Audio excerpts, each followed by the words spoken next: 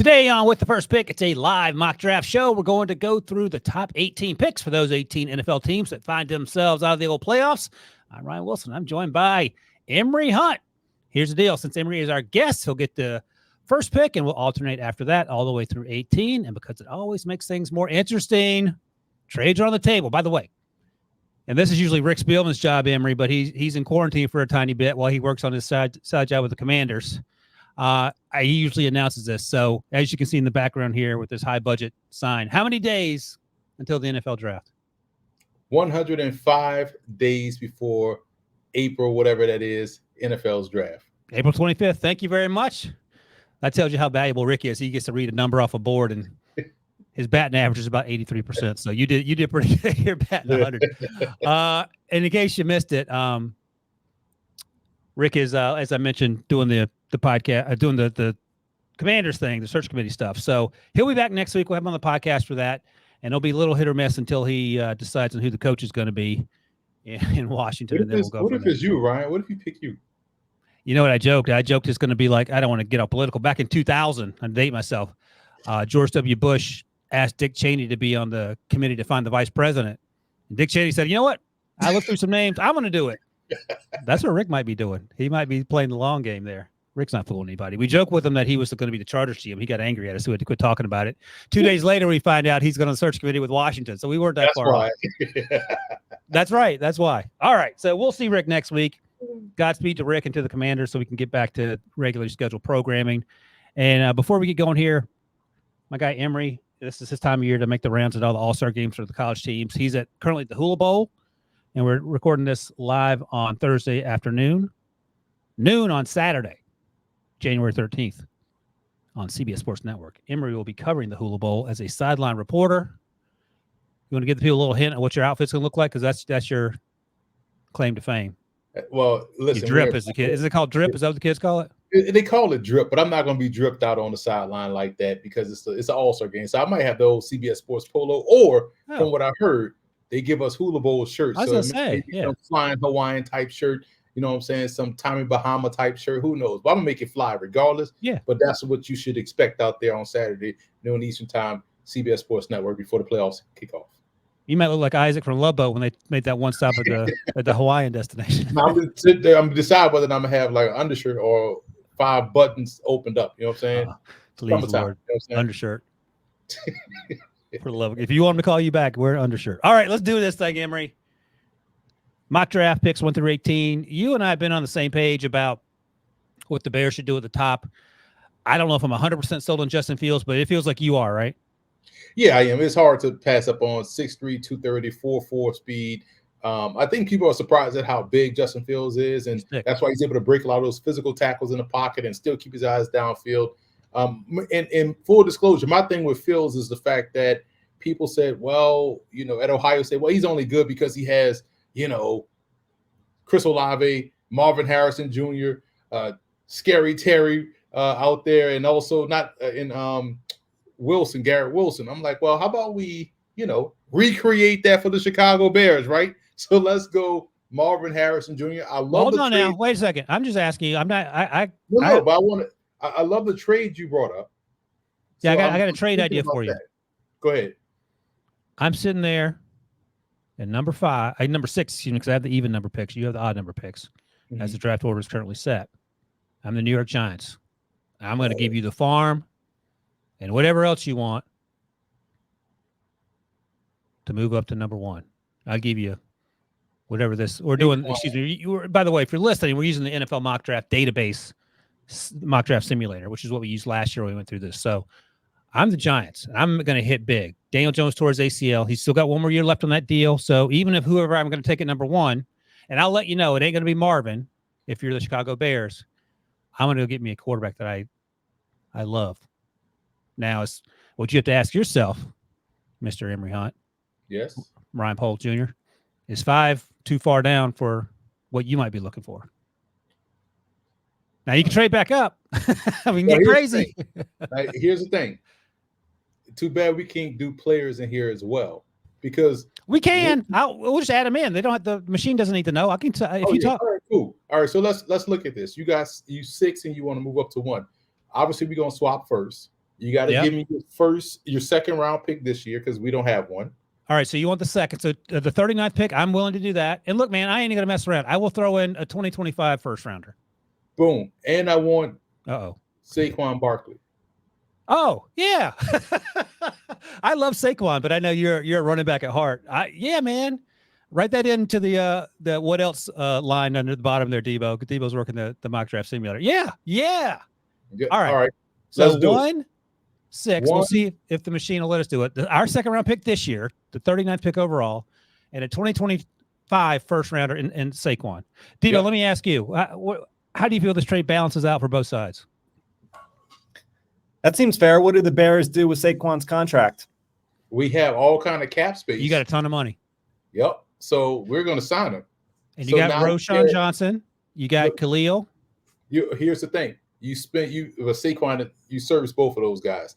He's the most explosive talent. You pair explosive talent with the guy that aids the run game in Justin Fields. Now you're cooking with gas.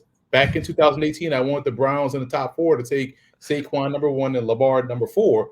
And we would have led the league in rushing for a decade. So I get a chance to redo this. Your dream come true. Exactly. Let's get Fields. Let's get Saquon. Let's get that first round pick next year. So we're building around Fields, but we're also adding value with the first pick. So I'm comfortable with that. Even though we're giving potentially the number 1 pick and the number 1 quarterback to an NFC team, but I like what we're getting in return. And you can trade up if you want to. You may be in a situation where you miss out on Marvin.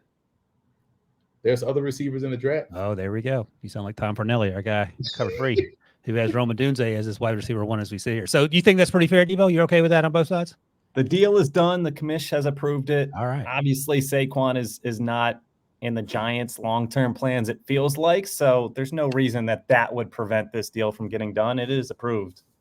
Love it. Man, that's out of left field. You done broke the internet with this one with our I'll be interested to see how this goes over on the old YouTube. Oh, we're still building. Now, do you pick for the Giants or do I pick for the Giants? All right, so Debo, I need you to work on the thumbnail and the headline for this YouTube clip because it's going to be something else, I think. All right, I ain't messing around, man. We saw what Brian Daboll did with Josh Allen and the Bills. He's now the head coach of the New York Giants. He needs to figure out how to get Wink Martindale back on the plane and get him back from Florida, but that's another conversation. Caleb Williams, his dad might be a problem. They said they seemed to indicate during the fall that there are certain teams they may not be willing to play for. His dad mentioned the Arizona Cardinals. There's no bigger market than New York City. We are taking Caleb Williams, and we are going to win some Super Bowls. And my man, even if he doesn't play next year because of Daniel Jones, if we trade Daniel Jones, it does not matter. But this is our dude. He's going to love playing in New York. The fans are going to love him.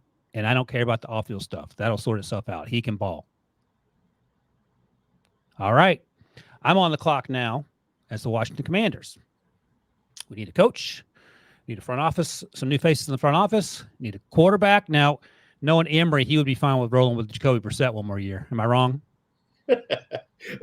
There's some. Hey, I'm calling America's quarterback too. Jameis saying, "Hey, man, would you come lead?" Because we may need him in Washington outside of football. You know what I'm saying? He's a great leader, right? So I don't know. I spent the last 2 years trying to figure out what Matt Canada had on Mike Tomlin. Jameis Winston must have something on you because I've never seen. I love Jameis, but you love Jameis. All right, so you're okay staying put as the Giants. You're not looking to trade back up. No, at the Giants, as the Bears. Excuse me. Bears, yeah, 6. So right now I'm at 6. So I'm cool with that because we got Saquon and we got the first for next year, which is always currency, and we regained the second round pick that we gave away for Montez Sweat. Okay, I've said this to Rick several times over the course of the last month or 6 weeks.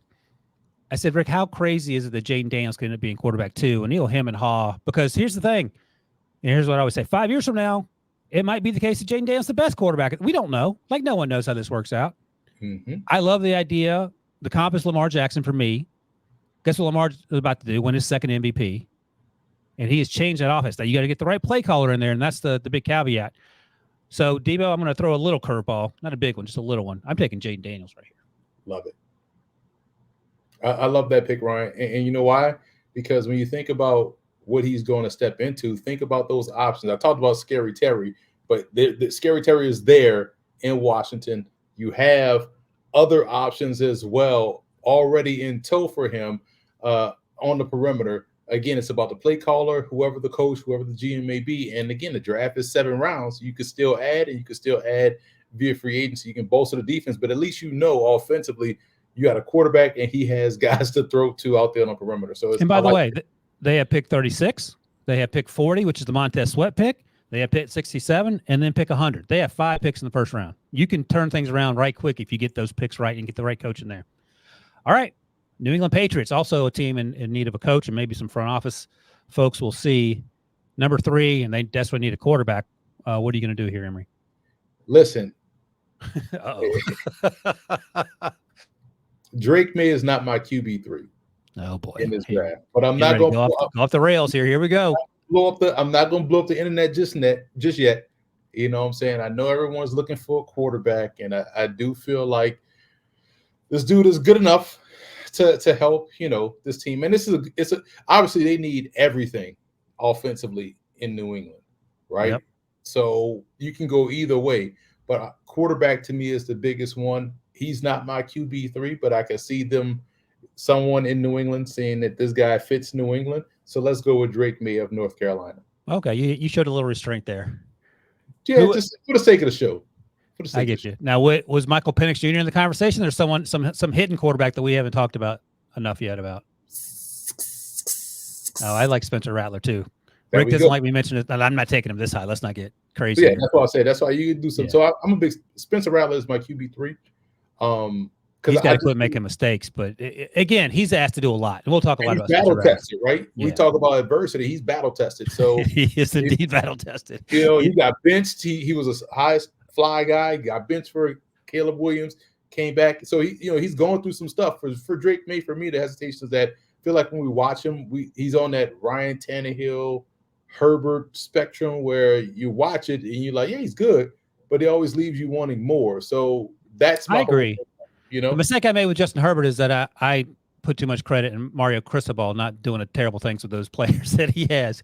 And Justin Herbert's legit. Now, Ryan Tannehill was, he was a wide receiver that had converted, hadn't played a ton of football at quarterback.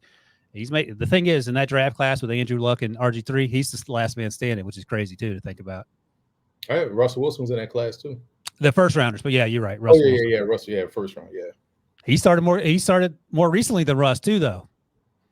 Yeah, he last man standing. You're right. Yeah, I know you tried to stand up for Russ when O'Shawn took him down. All right. Well, I'll tell you what, Debo, old Emory there, he must not love Marvin Harrison Jr. as much as Kyler Murray and Jonathan Gannon and Monty Austinford do, because he's still there at number 4. I love Malik Neighbors. I love Roma Dunze, but Marvin Harrison Jr. feels like a layup here. I'm not overthinking it. Give me old Marv. It's funny. Gus always calls him, Gus Johnson always calls him Maserati Marv. I can never remember it, so I end up calling him Mitsubishi Marv. He ain't a Mitsubishi. You're a Maserati Marv. I'm taking him. And Kyler Murray, Elijah Moore. Not Elijah. It's who's Rondell. Hollywood. And also our guy from Stanford. Oh, my God, Michael Wilson. Well, really good rookie season, man. Really good. Yeah, Rick wasn't high on him. McBride started to play well once they moved on from Ertz. So there are a lot of pieces in place there. James Conner's playing like he's still a second-year player. So, all right. So let me ask you this, Ryan. How close was it for you, based off all the receivers we named? And I know Marvin is in a different caliber. Between him and Joe O or Fashanu? Between the two tackles? And Marvin Harrison. So just talking about teams that need both, like if I'm the Tennessee Titans, I'm taking Marv. Mm-hmm. Actually, you know what? This wide receiver class is deeper than the tackle class. So if you got Fashanu and Marv there, I'd be hard to pass on Marv if you're trying to build around Will Levis, but you got to think long and hard about it. I'm talking about the Cardinals. Oh, yeah. No, we got Paris Johnson Jr. We do need tackle help, but we have picks coming up too. And let me double check here, but they have they got a 21st pick, so I can circle back and get a tackle there if I want one. And I'll book in that tackle with what Paris Johnson Jr. did on the right side and feel great about it.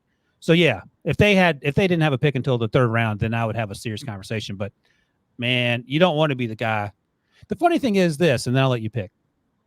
We talk about the wide receiver this, wide receiver that. Debo can tell you a few years ago that the The fifth wide receiver drafted was Justin Jefferson. He was taken one pick after Debo's team took Jalen Reagor. So you just don't know.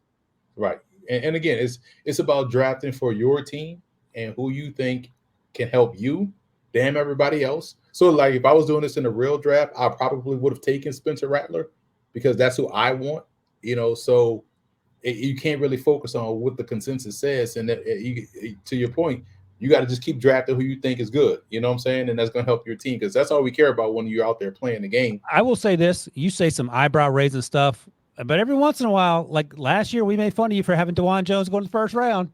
And old DeJuan Jones was balling out until he got hurt. The issue was his weight.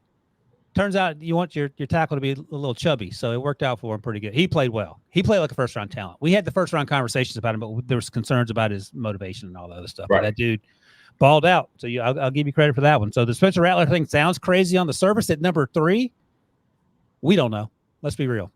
We do not know. Brock Purdy was the last player drafted. Bingo.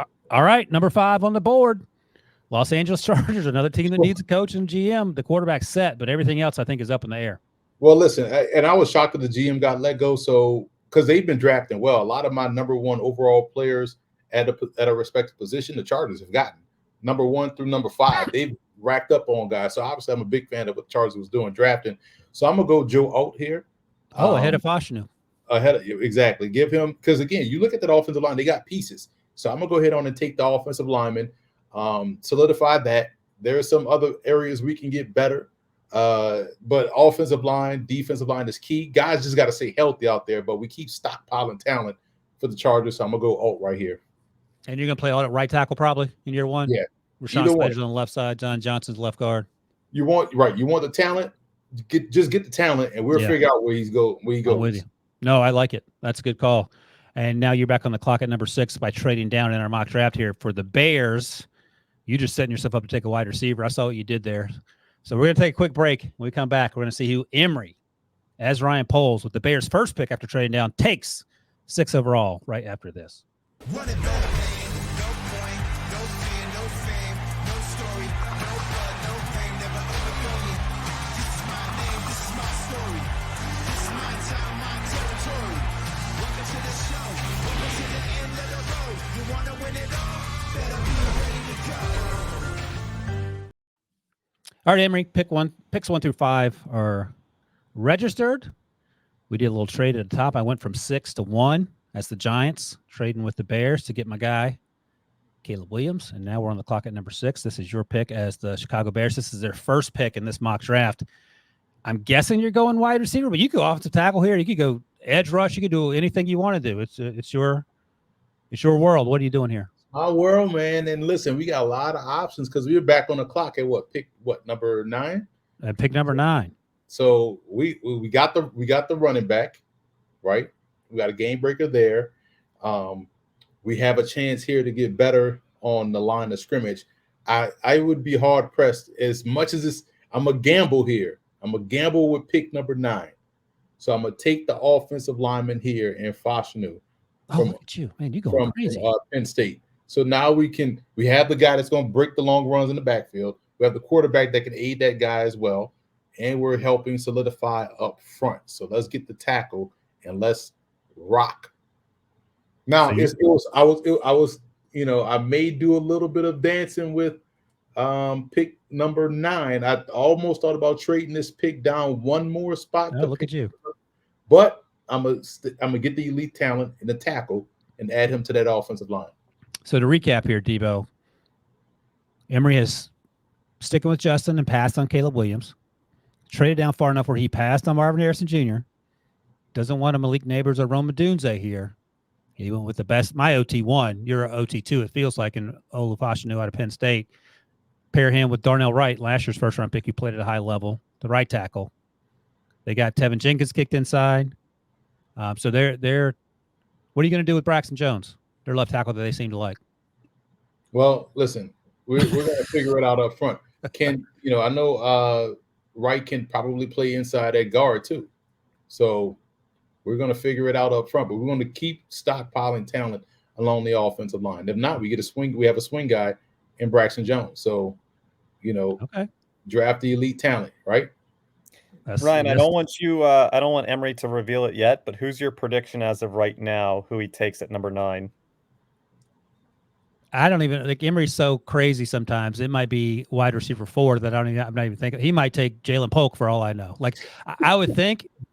Well, I can tell you, unless something happens, Malik Neighbors ain't going to be there. So it might be Rome Odunze.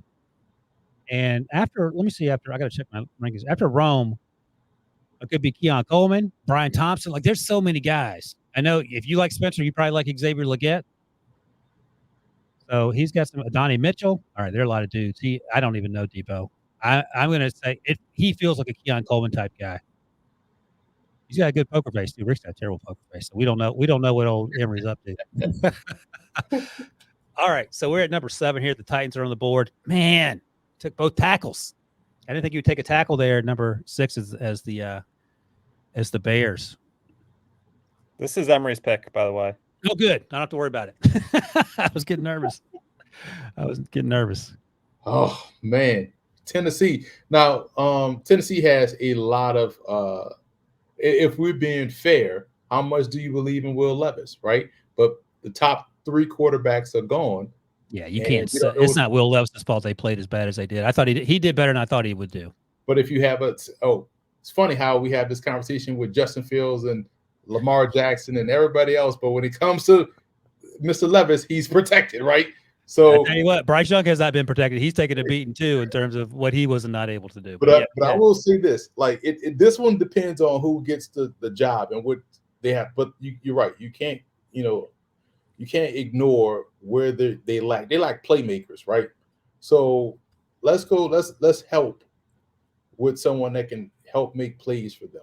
And I know it sounds weird, but let's look at these offensive tackles, right? Let's see who's the other tackle that we have there that we can get. You know what I'm saying? So the J.C. Latham, the right tackle. Amarius Mims can't stay healthy the 1 year he played. Right. So you know what? Let's go back to let's shake this thing up, man. Let's try to help add weapons. What do you want? A real game breaker at tight end, man. Let's get Brock Bowers. So you're going to pair him with Chick Okonkwo and have 2 athletic tight ends. Now, Brock is a different animal. I grant you that.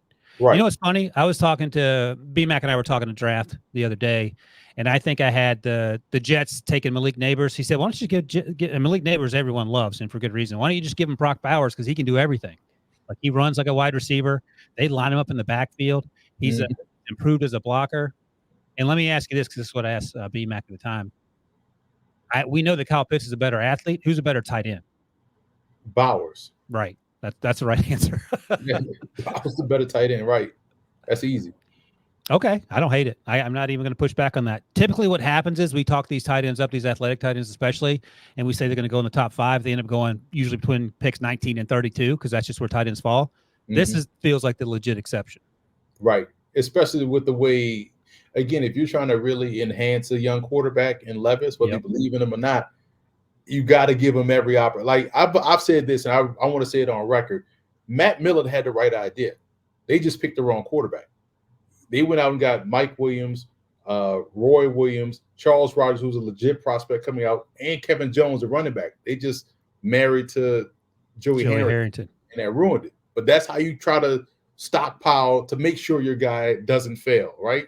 And so I think we have to do the same thing here for Levis. I think Joey Harrington may surprise some people this year. Oh, you got it queued up. That's crazy. Devo had that. I know. I can't believe Devo had that that is ready. If you're listening, that was producer, man. That was Rick. That was Pete Prisco from I think 2007, like a training camp, the Falcons training camp, I believe, back in the day, back when Pete had hair and still had that little squeaky voice. That's CBS Sports Line. Yeah, he'll be sending some angry messages towards Debo. He likes to yell at Debo. I have them blocked. They won't get through. All right. I don't hate it. Brock Bowers goes to Tennessee at number 7. Number 8, the Atlanta Falcons. This is pretty easy. I was actually thinking about trying to trade up with you a few picks ahead of this pick here, but it didn't work out. Another team that needs a head coach. I think Desmond Ridder is a leader. Like when we talked to him at the combine, he has an edge. My biggest concern was the accuracy coming out of Cincinnati, and that hasn't changed. His decision-making has lost that team games and probably cost some people their jobs. I get it. It happens. Maybe he's the guy and he'll be able to turn the corner. But if I'm sitting here and Michael Penix Jr. is here. And you just talk about the weapons. You got Drake London. You got Kyle Pitts. You got Bijan Robinson.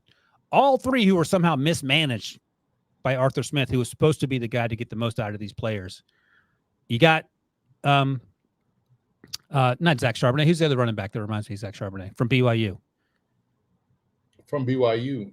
On the I know you're talking about 25 at yes. Yeah, I know you're talking about. I can't remember his name. I'm seeing him run because I'm seeing his college number. Algier. Tyler Algier. Tyler Algier. Thank you. I mean, two old people that can't remember the grandkid's name. Tyler Algier. He does remind me of Zach Charbonnet in terms of the way he plays. But you have him. You have all the weapons. The defense is playing a little better. You get the right coach, get the right play caller. I'm taking Michael Penix Jr. Now, there can be concerns about the ACL, the two ACLs, which he's been healthy for 2 years. He avoids taking sacks. Now, I've talked to teams that like him in round 1. I say this all the time. I've talked to teams that like him on day 2, like in 3rd round. So we'll see how the league sorts itself out. But I say this a lot of times. We had to say this last year with Will Levis. Sometimes you have to sort of squint to see the good plays. You don't need to see the squint to see Michael Penix Jr.'s good plays. Where are you on him? I haven't heard you talk about Michael Penix Jr. before. He's more day 2 for me. Okay, look at there you are. Go ahead, tell me why. Here's the thing, like because we've going back to watching him at Indiana, I still feel like he flatlines a lot of passes. Now, where he shows touch is on the outside go balls, those takeoff routes. But everywhere else, it feels like it's a fastball, which leads itself to getting tipped or the placement of being just a little bit off. And look, when he was pressured against Michigan, he missed high a lot down the field, which we hadn't seen when he wasn't pressured. And when you don't have touch mixed into your game, passes will sell because everything is going one speed. So he's going to go low or he's going to go high, and he missed high, right? And he's not he can move, but he's not the guy that's going to be a +1 in the run game. So for that reason, I would say day 2. But where you're putting him makes sense, right? Because you get a guy that has a lot of game experience, and you need someone that can kind of guide the ship, which you thought you were going to get with Desmond Ridder, but now you're going to bank on getting it from Michael Penix.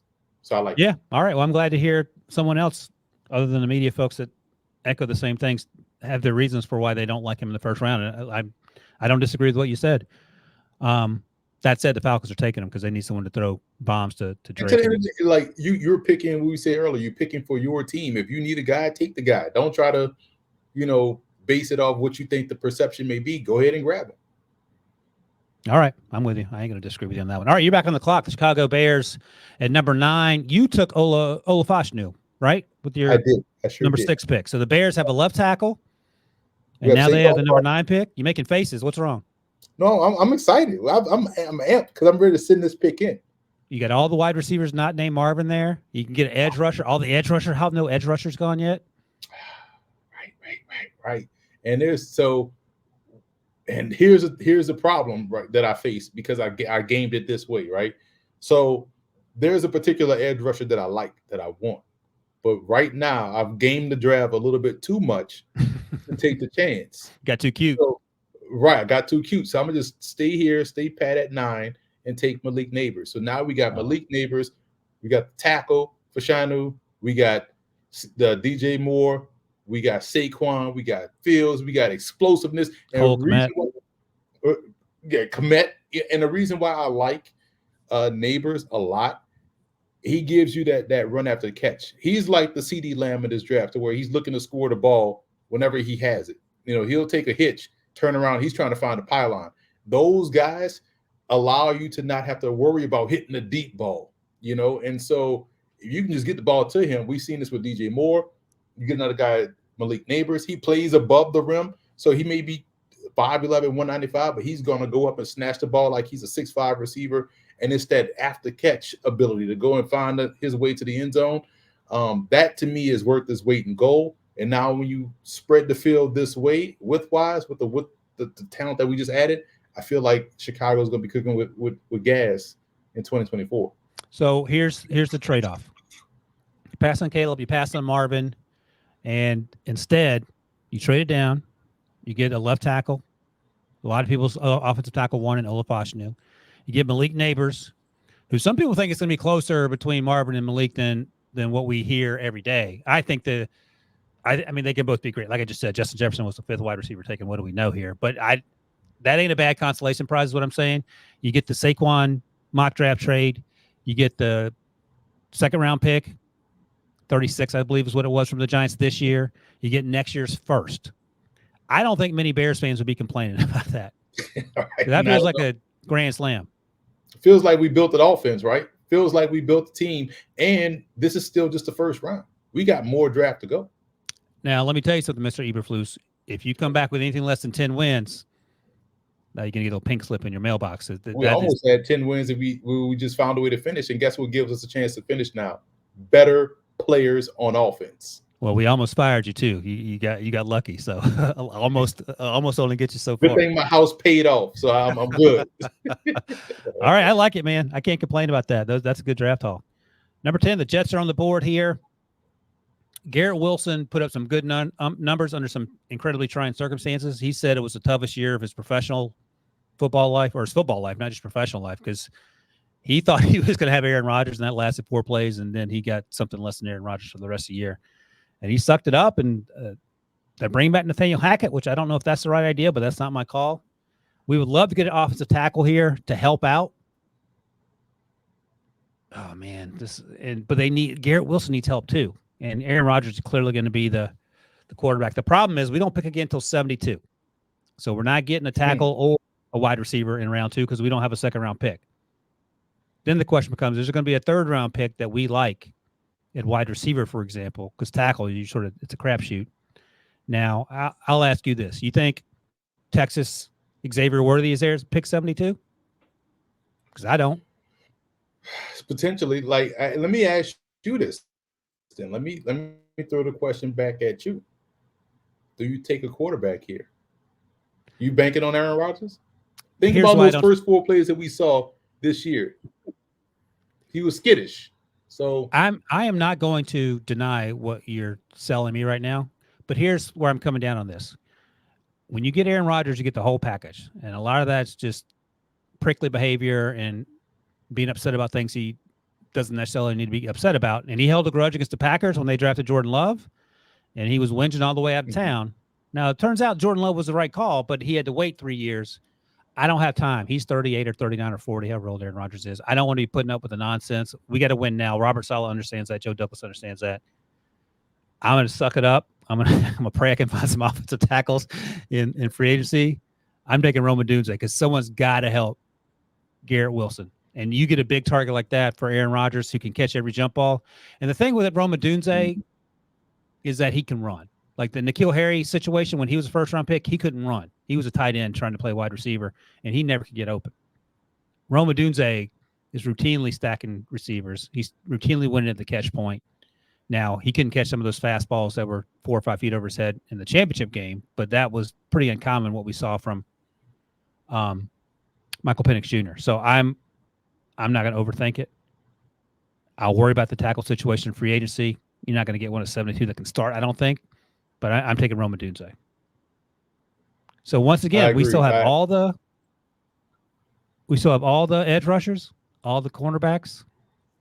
So there's a lot to pick from, and you are Ryan. No defensive players off the board in the top 10. I just scrolled through. I went all the way back to 1986, and I would imagine this goes even further. There's never been a year where there was no defensive players in the top 10. The latest a defensive player went in any of those drafts since 1985 was in 2021 when it was J.C. Horn at number 8.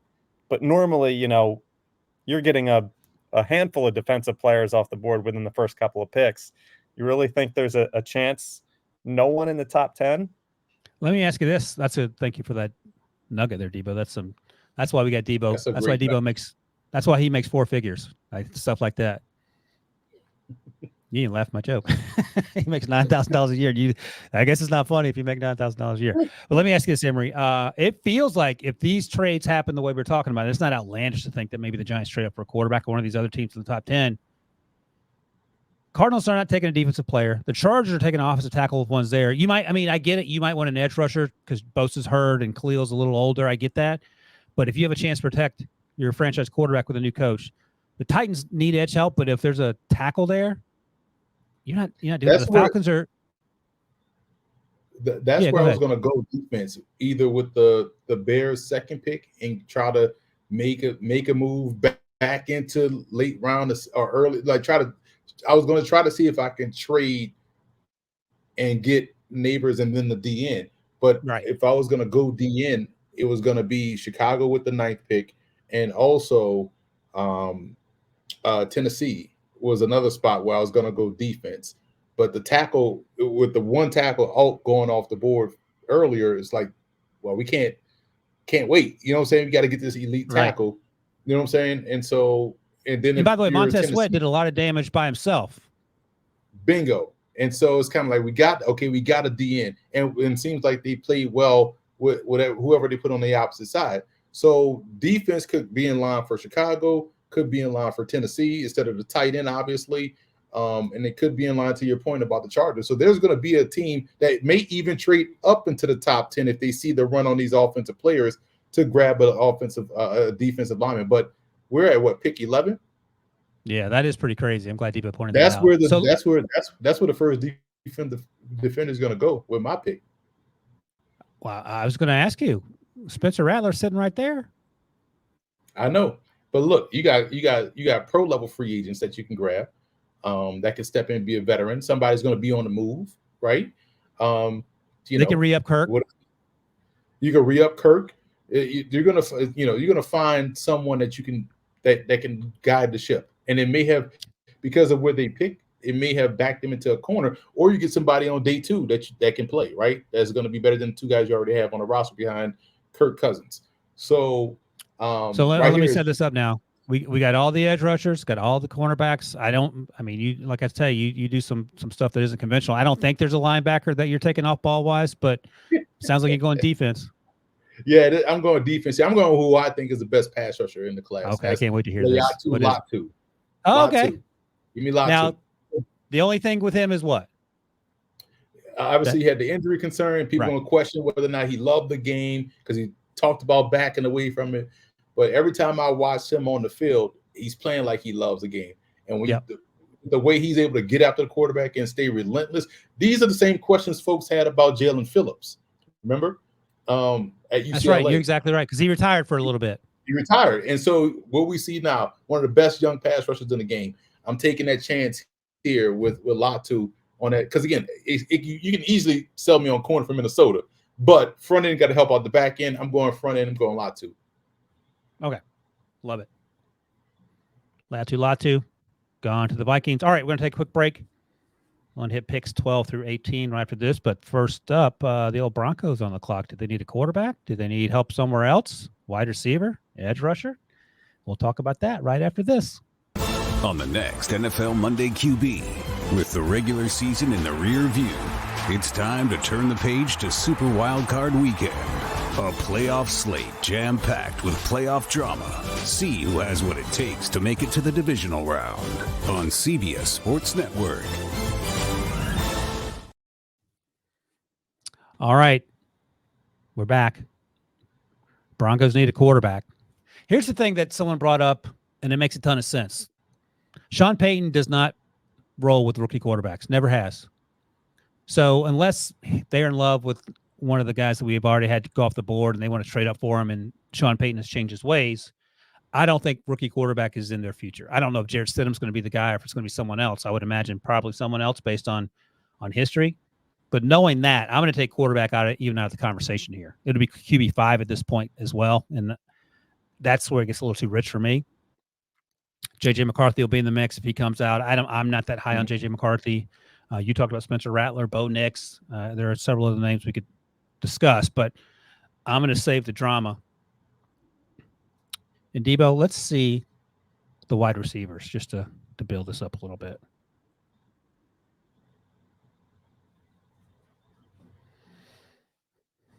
I think Debo broke the mock draft machine. You want me to tell you who it is, Debo? Debo's really building suspense. While he works out the kinks, I'm going to tell you who it is. And you bring up a good point about, and the Broncos. Oh, who is it? Oh, okay. I was going to let you do some filler.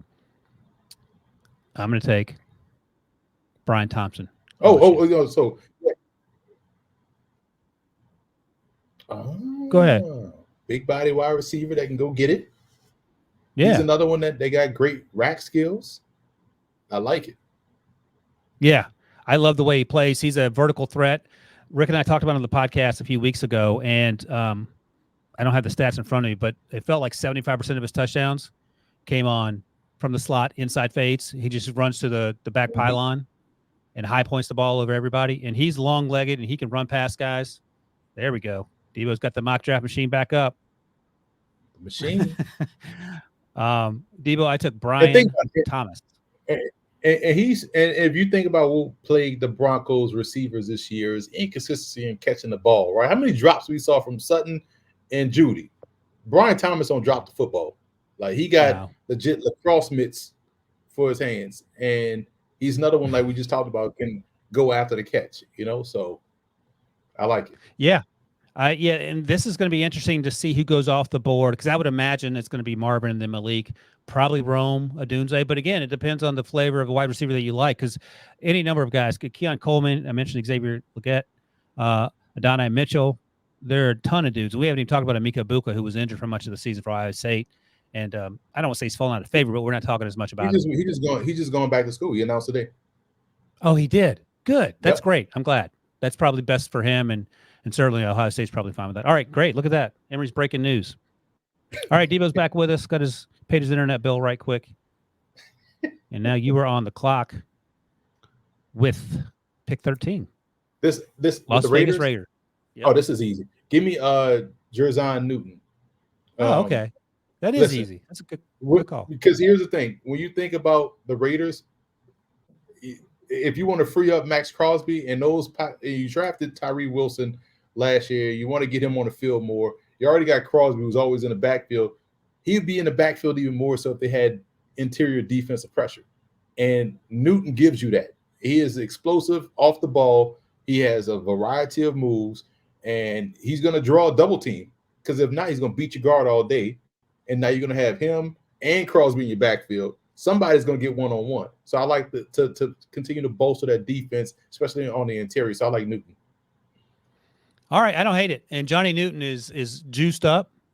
And Byron Murphy, my other dude from Texas, is twitched up as well. And we were talking to Eric Galko from the Shrine Bowl earlier this week, and he mentioned that there's a chance that Byron, not even a chance, felt pretty good about the idea of Byron going top 15, which a lot of people haven't talked about. So we'll see. But Johnny had a great season. There was talk he might come out last year with all those other dudes that got drafted early: Devin Witherspoon, Sidney Brown, Quan Martin. So you're not going to get any pushback from me. All right. Emory's version of America's team is up next, at least with America's quarterback. That's the Saints. I should have traded up. So I traded you Jameis Winston for the Bears straight up for Justin Fields. You might have done that. All right. Well, you're a Saints fan. What does this team need, do you think? They need playmakers, man, on offense. I think I would have taken Brock Bowers here, by the way, but he's long gone. And they need another pass rusher, man, because to be honest, Cam Jordan, I love him, but he's getting long in the tooth, and he doesn't have that same impact that he had in his 5 years ago when he was able to get off the ball and get off to the quarterback. They're still waiting for Peyton Turner to stay healthy, stay consistent. They traded away, or not traded away, but they let Trey Hendrickson walk. Granderson is a guy that just, he's a dog out there. So I love him as a player as well, but they need another pass rusher. So I think this is a spot where they can probably go pass rusher. Well, you talked me into it. I was thinking about wide receiver, but I'm taking Dallas Turner. He's still here somehow at 14. Forget all that. Dallas Turner, edge rusher. That's as easy as it is. Oh, see, right. I just talked you into the guy I was going to take for the Colts next, because that's who I was going to go, Dallas Turner, because they need a pass rusher, someone that's going to be a problem. So Debo, fire up the pass rushers. Let me see. Oh, never mind. Don't fire up the pass rushers. Go ahead and see him right there. Give me Jared first. Yeah, that was easy. I was going to say, he's small school guy, Albany transfer, went to Florida State last 2 years and did great. All right, number 16, Seattle Seahawks. Now the Seahawks, actually, you know what? I'm going to do this right quick too. Oh, yeah, I'm not. I was thinking about the secondary. Reek Willen has to play better this year. We know Devin Witherspoon can ball, but Reek Willen has to play better. But I'm taking Byron Murphy, the second, on the interior, because they got Boye Mafe. Leonard Williams' deal is up. They traded for him, so they have to decide. Where is he, Debo? There he is, 54. He won't be there at 54. I'm taking Byron Murphy in the interior. He is twitched up much like Johnny Newton is, and he's going to get after it on that interior and create some pressure. So our guy, Eugene Cyril Smith III, doesn't have to do everything. They have to get there in the process of finding the coach as well. So 17, the Jaguars are on the clock. What were you going to say, Emery? We're going to go. No, I agree with you with the pick. But I'm for Jacksonville. Yes, sir. You've done a great job, Ryan. You should think about going pro in this. I will Man, I've been doing this for free this long. I'm going to go Kool-Aid McKinstry. I like what they have in Tyson Campbell. Big fan of him. I hate it. I think get another long corner on the outside. Got a good technique, good ball skills, has been battle tested in the SEC at Alabama. Doesn't mind guarding the number one guy. I'm going Kool-Aid McKinstry here. And I know people probably say, this, go ahead. No, ask you. No, I was going to say people probably saying build on the offensive line, but I like Walker Little. I like Anton Harrison. You know what I'm saying? I think they have. Well, they weren't very good this year, though. Anton and Walker were, but collectively the offensive line was not great. Exactly. So, but again, the draft is bigger than one round, and we still got free agency out there. You got to keep saying that part because I keep forgetting. Okay, look, Kool-Aid.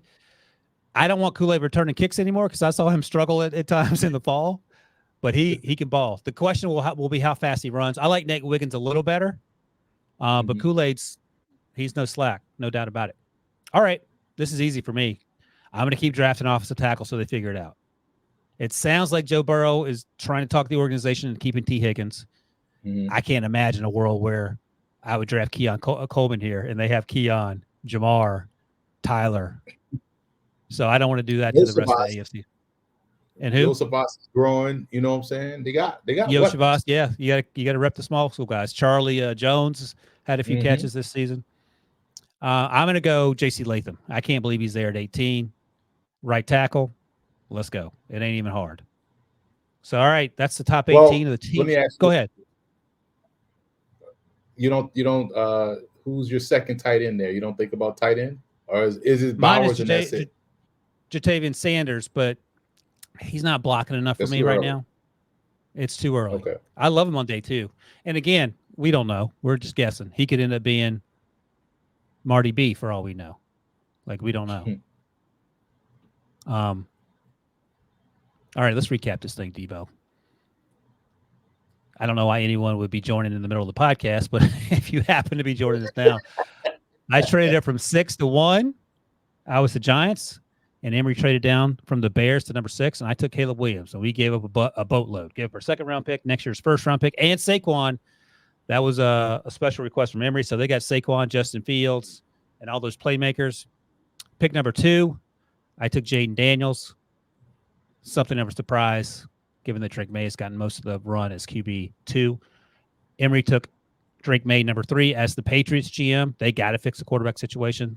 Best case scenario for the Cardinals at 4. I took Marvin Harrison Jr.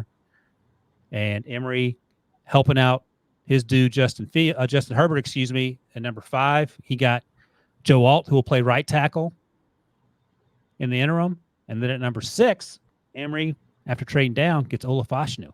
A little surprise there. Maybe the second biggest surprise so far after Jayden Daniels going QB2 instead of taking a wide receiver or an edge rusher. But Emery has plans. Draft isn't just the first round, Emery. Smart man once said that. There you and go. Then at number 7. What's that? I said you're learning. There you go. You're learning. At number 7, Emery for the Titans doesn't get a tackle. He gets Brock Bowers, who can do everything. He's more versatile than a wide receiver, but he runs like one. At number 8, I had the Falcons taking Michael Penix Jr. Back on the clock at number 9. Emery gets the wide receiver, Malik Neighbors. And look, Malik Neighbors plus Fashanu plus Saquon plus all the draft picks. You stick with Justin Fields, get the right coordinator. It's hard to argue, but Eberflus, you got to win 10+ and you might even need to – you definitely have to get to the playoffs, and you got to be in the mix for the division. You got to be battling Detroit and Green Bay. On paper, I will say this, Ryan, on paper, if those moves happen for Chicago, the NFC North looks a lot like the AFC North in terms of you can get 3 teams in.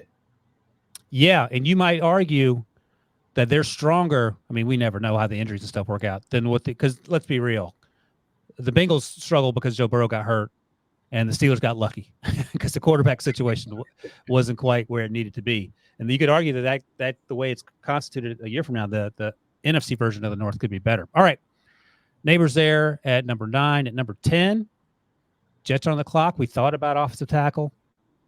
We'll circle back and get that. I got Roma Dunze, the wide receiver, to pair with Garrett Wilson and Aaron Rodgers. At 11, the Vikings, with Emery making the pick, took Latu, the first edge rusher off the board. If he's healthy, I don't have any issue with this. He was an animal for much of the season with the way he played. Number 12, the Broncos need a quarterback. Sean Payton doesn't play rookie, so I took Brian Thomas, Malik Neighbors' teammate, Jayden Daniels' teammate, the wide receiver, touchdown machine out of LSU. The next pick at 13, Emery for the Las Vegas Raiders. Took Johnny Newton, interior defensive lineman, put him with Max Crosby, Malcolm Kuntz. Tyree Wilson came along as the season got better. As he got better as the season went along, I should say. So you have him coming back. And then America's team, the New Orleans Saints, signed Jameis to a lifetime contract, and they took Dallas Turner, edge rusher, on the advice of Emery, big Saints fan, New Orleans resident, or born and bred in New Orleans. You don't live there anymore. Next up, Colts. You got them taking Jared Verse, back-to-back edge rushers. It took that long for them to start going off the board at 14.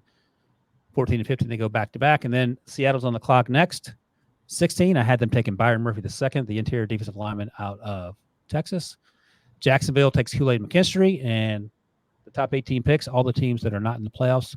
In things with the Bengals, getting right tackle J.C. Latham out of Alabama.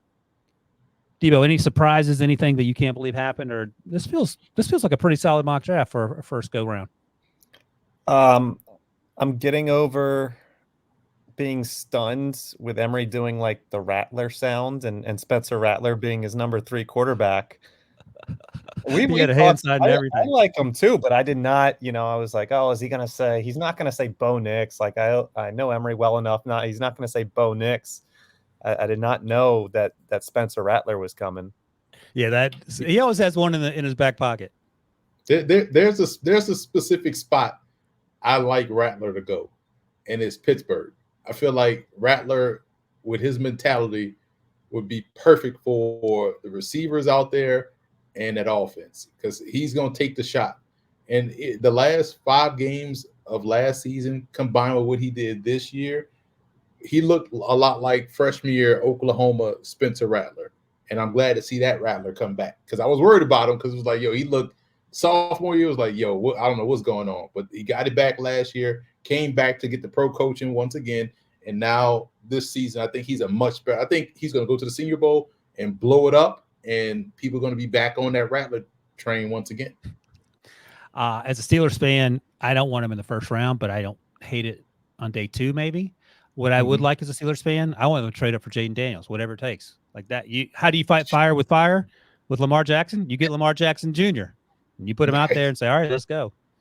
But that's just me. But you've had crazier takes than Spencer Rattler. Now, Spencer Rattler 3 is pretty rich, but like I keep saying, we don't know. We're just out here having a good time, Emery. All right.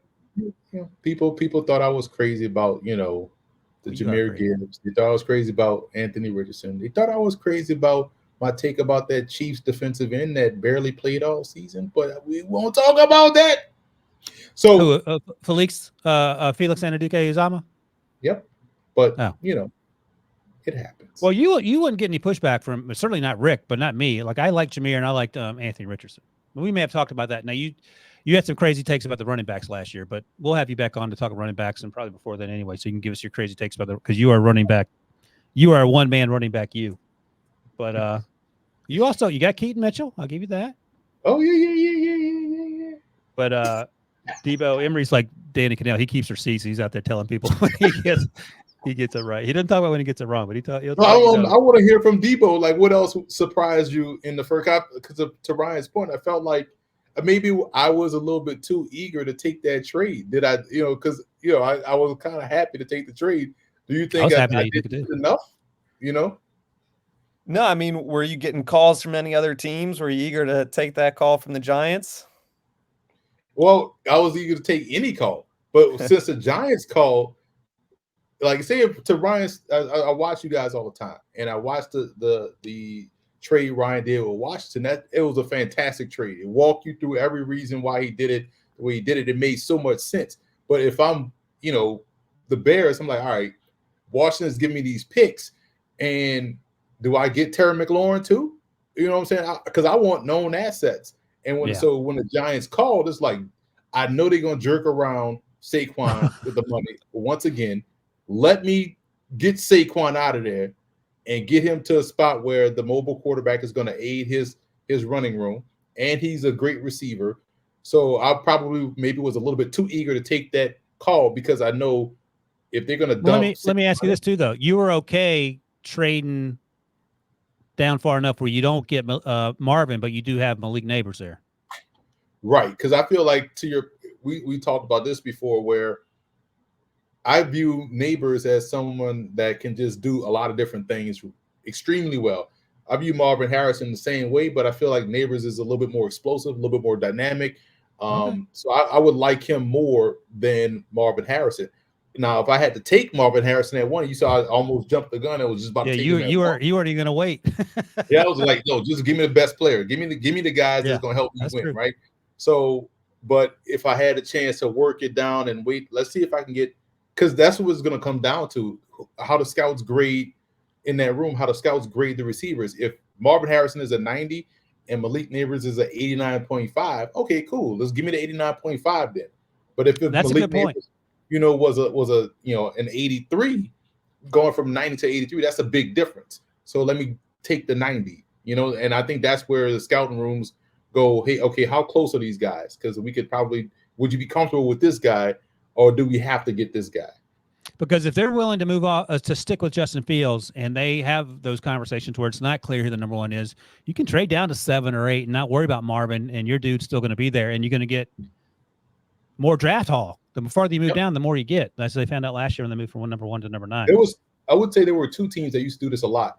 For a good stretch, they had like 2 first-round picks because they kept trading down to pick up another first. I want to say it was either New Orleans and or the Jets or Miami. I feel like one of those 3 used to do this for like the last 3 to 4. Maybe it was New Orleans. They used to do this like every year to where they're going to get another first next year for trading down from the one of the 2 firsts that they had. And the Bears in a situation of where they're able to do that, and it's just currency, especially with the quarterbacks this year. They can get a player and picks, and that's what I would want: players and picks. Well, it worked out for me. It worked out for you, and hopefully it worked out for the people that watch this. And they're not too angry at you, Emery. They're always mad at me. We're going to have to be keeping an eye, I think, as the draft props come out, that first defensive player drafted. I mean, as you guys explained, there's a ton of offensive needy teams at the top.